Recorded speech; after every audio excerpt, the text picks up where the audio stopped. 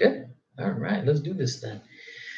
Hey, everybody, how's everybody doing? Hopefully, everybody had a good Tuesday night. As always, I like to start off my videos by saying, I want to keep my thoughts and prayers for the essentials out there, the ones that are working in hospitals, science labs, doctors, nurses, janitors, truck drivers, fast food workers, grocery store workers, anybody that's out there right now working. We're all thinking of you and we're all, praying for you and rooting for you guys for the best.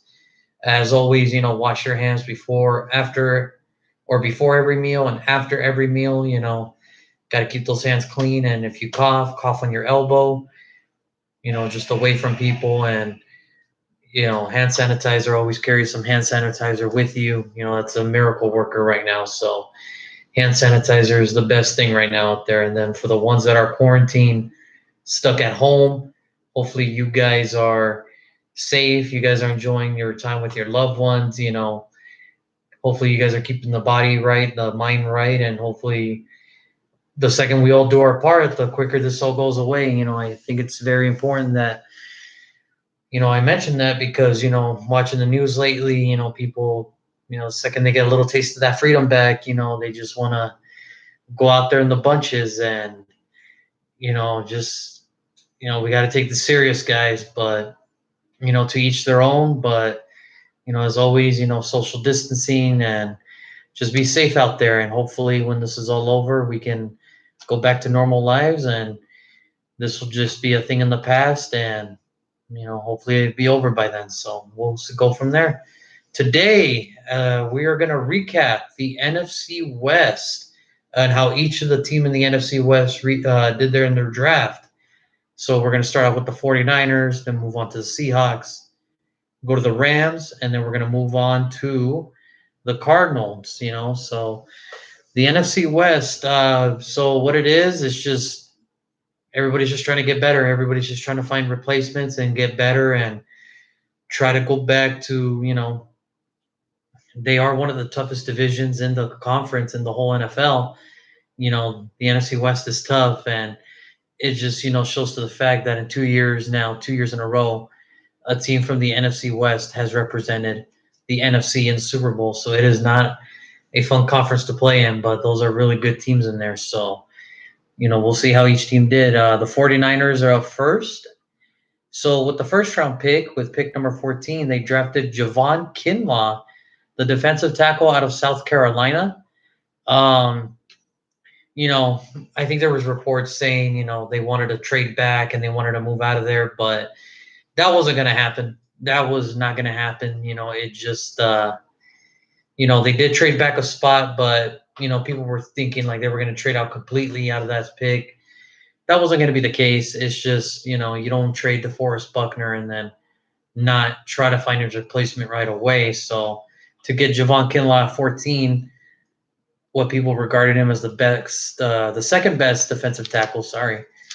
It's a good pickup at 14. And then 9 picks later, they went to their other need, a wide receiver, Brandon Ayuk from Arizona State. He was sort of a late riser coming up into the mock drafts. He, he's a little fast. He has good hands. It's just not a lot of people kind of knew about him. And then a little bit after, talk about the Raiders. No, bro, we already did that yesterday. If you would have been here yesterday, you would have known. But today, it's about the NFC West.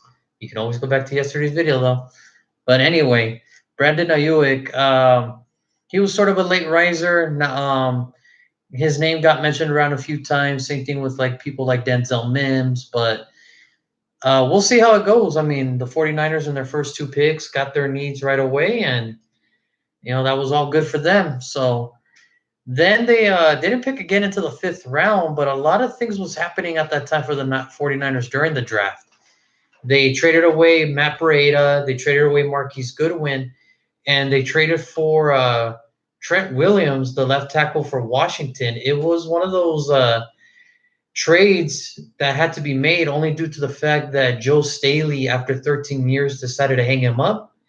It's over, and they needed another left tackle right away, so why not get a man who's unhappy in Washington and just go for the best there for Trent? So now Trent's coming in, and we'll see how it goes because the last time Trent Williams and Richard Sherman were kind of on the field together, Trent Williams punched him in the face. So now they have to be teammates. Hopefully they grew out of it by then, and hopefully they learn from their mistakes. So Trent Williams is now 49er, but in the 5th round, they drafted Colton McKivitz, the offensive line out of West Virginia. He was the second graded offensive tackle out of the Big 12, so we'll see how that goes. I mean, that's really good value there. 6th round, Charlie Warner, the tight end out of Georgia. Again, the tight end depth is just, it's good as long as George Kittle's still there. So, I mean, he's not going to see a lot of playing time, but, he's a good run blocker, and, Kyle Shanahan really loves those run blocking tight ends for his system. And then for the final pick, round 7, 217, Jawan Jennings, wide receiver out of Tennessee. This is a guy I thought 5th round, maybe 6th round, but to go in the 7th, again, this wide receiver class was just so depth and so much full of, players that, it just happens. And hold on one second, guys.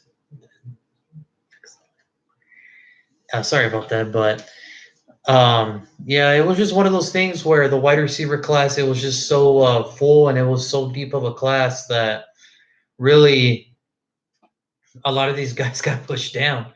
I mean, in any other draft, T. Higgins would have been a 1st rounder.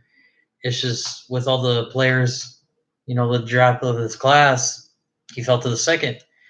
But and actually, we have a comment. Creolette 49ers got a steal wide receiver, Brian Ayuk hybrid. Yeah, we'll see. I mean, we'll see how it goes. I mean, he is a good wide receiver. He's got that natural speed that everybody's looking for. So, I mean, maybe they can use him as a slot. They can use him as a kick returner for now. I think eventually he'll work up to the number 1 spot. But, I mean, I thought it was a good steal. Overall, if you guys watched the video yesterday, how I grade these draft classes, I don't give, letters. It's just, I like to just keep it simple. Thumbs up for yes. If it was all right like this, and if it was a bummer, I'm going to go no. For the Niners, I'm in the middle. I'm in the middle. Yeah, you got the second best defensive tackle. Yes, you addressed your need at wide receiver, but rounds 2 through 4, you were empty. You didn't really get anybody. And I think that was kind of the letdown was that, the first 2 picks, they have to be home run picks right away because they didn't have any picks rounds 2 through 4. And that could really hurt them, down the road. I thought they were going to trade back. I knew trade back was an option. I just didn't think, like they weren't going to trade back at all, but it is what it is. And right now I give the 49ers middle of the road, and we'll see. If those first 2 picks hit it out of the park, then they did great. So if the other 3 can contribute in any way, then they had a great draft. But right now, just due to the fact that they had no picks 2 to 4, they got Trent Williams. That's good. How many years does he really have left? We don't know, but middle of the road for me. So I give them middle of the road for the 49ers. All right, we move on to the Seahawks. The 1st round, pick 27. Jordan Brooks, the inside linebacker out of Texas Tech. Now, this was sort of a pick. I don't know. The last couple of years, the Seahawks have kind of made surprise picks late in the 1st. Last year, they went with LJ Coulier, the defensive end out of TCU, who was, mid-2nd, early 3rd, but, they loved his potential, and he had a good Senior Bowl. So they drafted him in the 1st. Again, Jordan Brooks shows up, and, he was graded at this point, a mid-3rd to early 4th. Now, he's a good football player. He's exactly, what a middle linebacker should be. Smart, instinctive, and, can diagnose the play. The problem is, the question is, does he really love the game? I think he loves the game. I just think it's a little too high of a price for me to get him in the 1st round. I didn't see it. But the Seahawks loved it, so that was their 1st round pick. And then they go to the 2nd round with pick number 48, Darrell Taylor, the defensive end out of Tennessee. That was just a good solid pickup. Not a lot of people know about him. He was in the SEC conference. He didn't get the most look at, but overall, just high mortar, good hand placement and everything you want out of it. And, eventually down the road, I mean, he should crack the starting lineup down the road, if not this year. So watch out for this name, Daryl Taylor. I think he's going to surprise some people in that division. Then they move on to the third round with pick 69. Damian Lewis, the offensive guard out of LSU. Um, this was no surprise that DJ Fluker was going to get cut after this pick was made. And, a couple days later, they did cut him. And they got Damian Lewis. And now he's your starting new left guard for the Seattle Seahawks. And we'll see what happens. I thought they were going to get more offensive line help for Russell, only due to the fact that, he was one of the highest sack guys last year. But they waited until the third round. So Damian Lewis out of LSU, good power guard, has quick feet, and can move mountains, man. So that's not a bad place to rebuild your line. Fourth round, 133, Colby Parkinson, the tight end out of Stanford. Again, this tight end class was sort of not the strongest compared to last year. So again, just another he's another pass catcher. He can obviously catch. The thing is, it's just one of the knocks on him was, can he cause enough separation so he doesn't always have to be in those contested catch moments. So we'll see. And now the tight end room just got bigger. So we'll see how that goes over there. Staying in the fourth, 144, they got a running back out of Miami, DJ Dallas. All I can tell you about DJ, just being from a Miami fan, is power runner and tries to get as much yards as he can. He is really a guy that competes for every single inch. And in the fourth round, why not? You need a running back. If you think he's the best one, go for it then. You got yourself a bruiser at running back. So, fifth round, 148, Alton Robinson, the defensive end out of Syracuse. Um, this is a pick that eventually down the road they could kick him inside. We'll see. He really doesn't have the speed to be an end, but I think they could use him as a defensive tackle. But if they like him at end, they'll leave him there. And right now, special teams right now for this kid. Sixth round, 214, Freddie Swain, the wide receiver out of Florida. Just a speedster. That's what it is right now. He's a speedster and kick returner, punt returner down the road, maybe. Depends on if he can work on those hands a little bit. He was usually mostly used for a little bit of blocking situations down in Florida, but I think if they give his hands a shot, I think he could be a special teammates down the road. And, seventh round, 251, they doubled up on tight end. Stephen Sullivan, tight end out of LSU. Another running tight end blocker and who can catch. It's just, again, the LSU tight ends really weren't, the highlight of that team. They were just usually most for jumbo packages and red zone packages. So we'll see how it works in Seattle. So overall, again, I got to give this, middle of the pack again. Russell Wilson's not getting any younger. I mean, he's still young, but eventually age will catch up to him.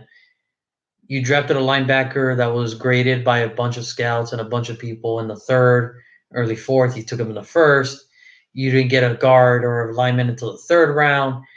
And you doubled up in tight end, which was kind of a weird thing because maybe safety, maybe corner, maybe linebacker again. But, for you guys to get two tight ends, I mean, it is what it is now. But right now, I got to give it middle of the pack. So, yeah, I give it middle of the road for Seattle.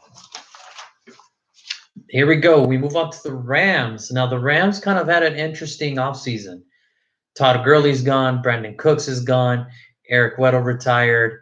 They re-signed Andrew Whitworth, but they still don't have his replacement. So there's a lot of questions than answers in LA right now for the Rams. So we'll see how they did. Second round, remember, they didn't have a first rounder. They traded it for Jalen Ramsey. So that was the pick, and the Jaguars ended up getting that pick. So second round, pick 52, Cam Akers, the running back out of FSU. All I can tell you about him is Miami always had a game plan around this kid. This kid would beat you up if you didn't game plan, and I really liked him. I thought he would have looked good in a Raider uniform, but circumstances may be he fell in the second round. To me, he is a solid running back. He can catch, and most importantly, he is the best blocking running back. Let me repeat that: the best blocking running back for pass situations. He knows how to block.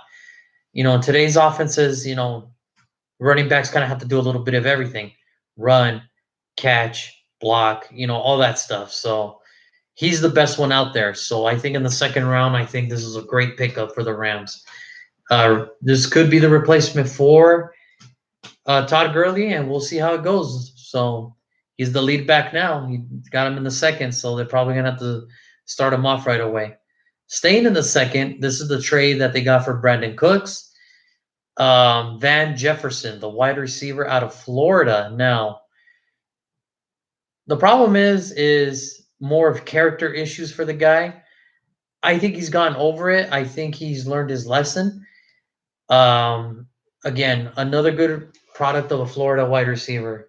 Tall, fast, and good hands. So, like, anytime you talk about wide receivers from Florida, those are the three traits.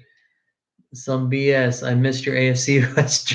Yeah, well, it's in the library. If you're following this page, you can go to yesterday and you can check them out. But just don't kill me if I gave your team a terrible grade. But Van Jefferson, a classic Florida wide receiver, tall, fast, good hands. That's the product of a wide receiver from Florida. So another good pickup right there for Jared Goff for his new toy target. Then third round 84, Terrell Lewis, linebacker edge in Alabama. And then we got a comment here, Broncos in the house. And you Broncos killed it, man. I mean, you Broncos killed it in that draft. But Terrell Lewis, the linebacker out of Alabama, I think this is probably a good pickup. I think he's going to really benefit from the fact that, Aaron Donald is the team captain. And, the Rams did lose a bunch of, starters on the defensive side that he's going to come in and try to play right away. But I think he was one of the pro-ready defensive players coming into the draft.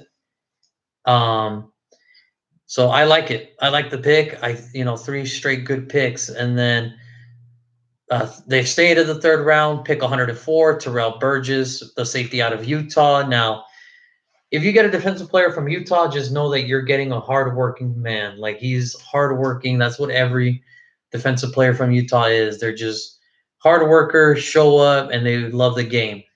I think this is a great replacement for Eric Weddle. He'll probably get starting time. And, anything you want to know about Utah defense, they were the best in the Pac-12 conference. So that's all you need to know. And he was one of the captains for that defensive side. So that's a good pickup in the third round. Then moving on to the fourth, they got Bryson Hopkins, the tight end out of Purdue. Not really much to it other than, again, the tight end class was the weakest link out of this year's draft class. So you really have to love these tight ends if you're going to, take a chance on them. But they need a tight end, and he's one of the better pass-catching tight ends coming out of this draft next to, Austin Bryant and so on and so forth. But Bryson Hopkins, the tight end out of Purdue, he's a pass-catching tight end. You probably won't know. Probably is a good blocker. I wouldn't use him for blocking situations, especially in the run blocking. But overall, they needed a tight end. So, I mean, if you really like him, that's what they were going to do. Then they went to the sixth. At pick 199, Jordan Fuller, the safety out of Ohio State, just a speedster, special teams right now. And, he could probably be the leading special teams tackler for the Rams coming this year. He did it at Ohio State. I don't see why he can't do it here. He's just that athletically gifted. Then 3 7-round picks, the first one being 234, Clay Johnston, the linebacker out of Baylor. Just a very smart football player. What he lacks in speed, he makes up for his IQ. He's just a very well-rounded man and, very, very intelligent wise in the football field. So he can call plays out. He knows what he's doing, and he could be a great middle linebacker if he does put in the work for the Rams. And I think this is probably going to be a good pickup for the Rams. And we have a picked up by the Ravens. Oh yeah, I know that was today. DJ Fluker, as I mentioned, got cut and got picked up by the Ravens. So the Ravens for sure are trying to make that run again at the Super Bowl. I mean, they probably need a line. They got it now. Defense is probably going to be good again. Now it's just really up to Lamar Jackson not regressing from the year prior. I know it's hard to repeat as MVP, but if he doesn't regress and if he gets better, then the Ravens are bound to make another run again at the Super Bowl. So we'll see. Then with the 7th round, 248, Sam Slowman, the kicker out of Miami of Ohio, not Miami University, the Miami of Ohio. Yes, there's a school in Ohio that is called Miami. Leave it at that. But Sam Slowman was my 3rd graded kicker. I had Tyler Brass as my 1st graded kicker. Then I had Rodrigo Blankenship, the kicker out of Georgia. And then Sam Slowman was the 3rd best kicker coming out of this draft. So they needed a kicker. Greg Zuerlein is gone. So they need to find his replacement as soon as possible. And Sam Slowman is as accurate as they come. Strength, I mean, he's probably going to have to work on that leg power a little bit, but accuracy is no problem. He had one of the highest accuracy kick for a kicker in NCAA history. So if you need a kicker and you want to be accurate, that's the man to go to. So we'll go from there. And then their last pick, 250 in the 7th round, Tremaine Antrim, the offensive guard out of Clemson. Now, he was depth behind John Simpson from Clemson, but when he did get playing time, he made sure his reps counted. And he is a good run blocker, and I think that's what the Rams are trying to go back to.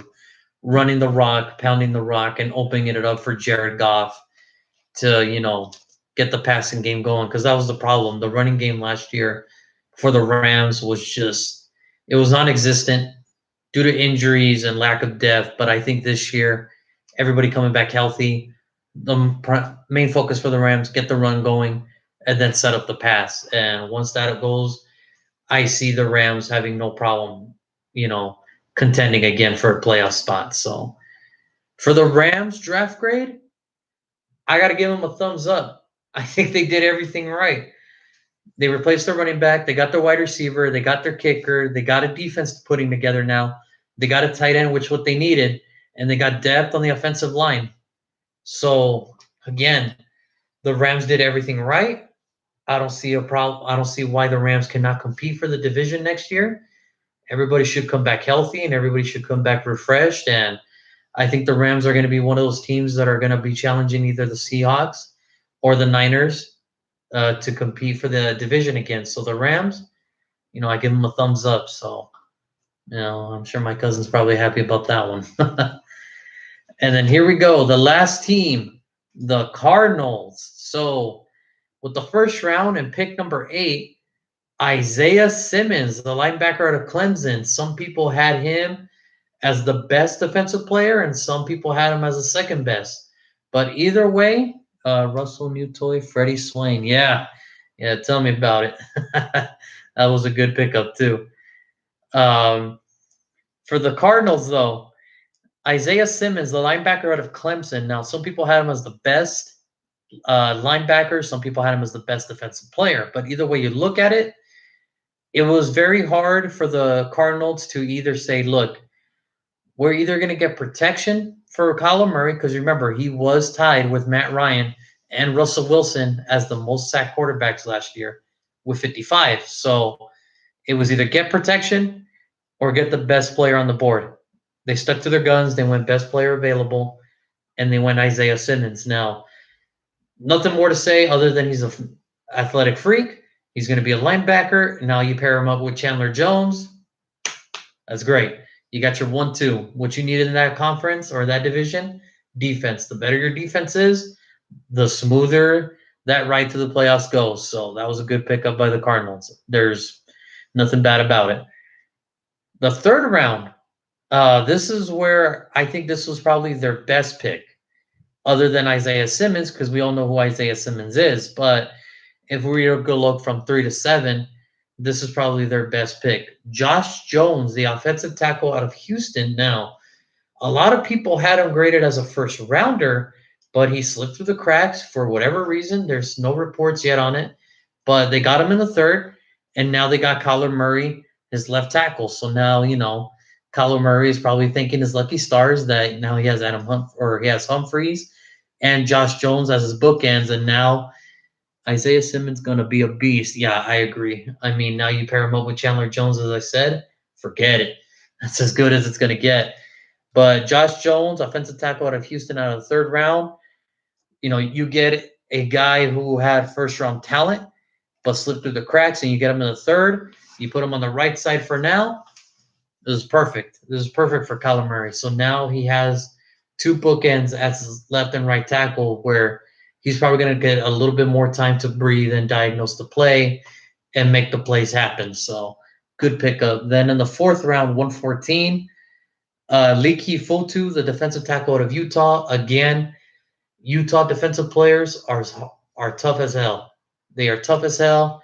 They love the game, and you can never go wrong with the player from Utah this year on the defensive side. Leki Fotu is as strong as they come, and he's going to make that defense a little better. Now they have a tone setter to stop the run, which was, the theme for this division is running the rock first. Now you get a guy who's the ultimate run stopper in the fourth round. And this is a good pickup by the Cardinals. I loved it. So then they doubled up again in the fourth round by getting one of the best run tacklers in this draft, Rashard Lawrence, in the fourth. He's never going to have high sack numbers. Like, that's the one thing people have to understand. These two are never going to be high on sacks. They're never, let's put it, I'm never going to say never, but it would be a great year if they ever break 10 sacks. Like, if they get to 10 sacks, that would be like, holy crap. Only due to the fact of their style of play. But now you add Leki Fotu, Rashad Lawrence together. Those are two big gaps that are going to get filled. And now the linebackers and safeties have a much more room to run around in the backfield, and that should help out their defense. So I like it. I mean, I thought that was a good pick. And then round 6, Evan Weaver, the linebacker out of California. He has starter potential. There's just, questions about him that does he really love the game? He's not the fastest? Can he pick up plays quickly? So that was kind of the concerns for him. But overall, another great pick. I think if he does settle down, Putu wanted him for my Broncos. Yeah, I'm sure you did. I'm sure you did, Geronimo. But thank God he's in the NFC West, and could have been worse. He could have been picked up by the Chiefs or the Chargers. Then, man, we've all would have been screwed. But Evan Weaver, the linebacker out of California, I think he's going to be a starter down the road somewhere. It might not be this year, and it might be 2 years. It might be by his third year they'll finally give him a shot. But I think he's going to make it. I think he's going to be a good player down the road. And again, another great pickup by the Cardinals. And then, seventh round pick 222, their last pick, which was sort of a surprise pick. Eno Benjamin, the running back out of Arizona State. Now, how he fell to the seventh, I have no idea. It happens. This is just one of those cases where players fall, and sometimes it's better for them that they fall where they fall. And Eno Benjamin, as tough as they come, he's a bruiser. He knows how to run the rock, and he knows how to run block. He knows how to pass block. He knows how to do all that. So Eno Benjamin in the seventh round is great value at this point. You have to find a replacement for David Johnson, and why not start with a bruiser like Eno Benjamin? I think my brother at one point told me that he had him on his mock drafts a couple times, and we were both kind of shocked when his name finally got called. Like, oh my God, we thought he went earlier, but no, it turns out he was there in the seventh, and sometimes that's how it works out for these guys. It's just sometimes some players fall and they end up where they end up. But overall, the Cardinals draft grade, man, I give them if I can have like 4 thumbs, I give them 4 thumbs, man, because these guys killed it, man. With the little limited picks that they had, they hit everything they needed to hit. They got a defensive leader. They got another protector for, Kyler Murray. They got 2 run stoppers, which is important in that division. They got depth at linebacker, and they got a bruiser at running back. I mean, this was a great draft for Arizona. If I were to grade it, I would say Cardinals probably the best draft in that division. I would go Rams second, Seahawks third, and then the Niners last. But we'll see right now. We'll see how it goes right now. Why? Do we have a question or what happened? Or should we see improvements for Kyler Murray, or is he still gonna suck? Honestly, I'm gonna put it to you like this: Kyler Murray is gonna make the Pro Bowl this year.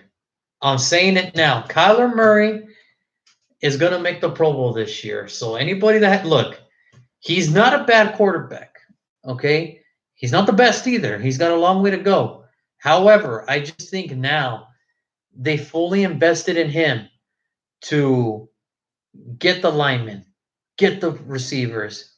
They got Eno, which my buddy Geronimo tells me, Eno was a steal. Yes, he was a steal at 7. You get him a bruiser running back. He's still mobile. He can still move. And he's gonna have a target on his back because he did win Offensive Rookie of the Year. And there's players out there that believe he didn't deserve it. There's fans out there that think he didn't deserve it. Me personally, I'm biased. I thought Josh Jacobs was gonna win. I was about to be proud of my boy, but it happens.